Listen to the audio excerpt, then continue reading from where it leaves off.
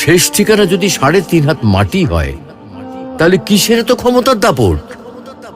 ভোর 5টায় মৃত্যু, সকাল 6টায় জানিয়ে দেওয়া হবে মাইকে, 8টায় শেষ গোসল করানো হবে, 9টায় তোমাকে নতুন কাপড়ে সাজানো হবে, জোহরের নামাজের পরে তোমার আলিশান বাড়ি থেকে বের করে নিয়ে যাওয়া হবে, 2টায় তোমার জানাজার নামাজ পড়ানো হবে, 2:30টায় তোমাকে কবরে নামিয়ে ফেলা হবে।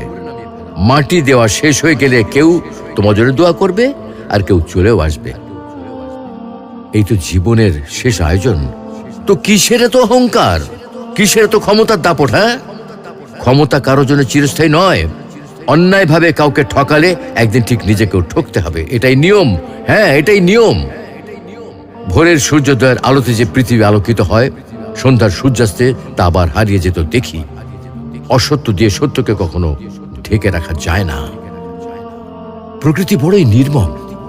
কবে কখন কোথায় কার উপর আঘাত হানে তা একমাত্র উপরওয়ালাই ভালো বলতে পারেন। অহংকার আর দাম্ভিকতা পতনের লক্ষণ, তাই অহংকারী না হয়ে সহনশীল হন। ক্ষণস্থায়ী এই দুনিয়ায় কেউ চিরস্থায়ী নয়। এজন্য ভুলে যেতে হবে সব রঙিন স্বপ্ন, ফিরে আসতে হবে রবের দিকে, কারণ শেষ ঠিকানা তো সেই 3.5 হাত মাটি।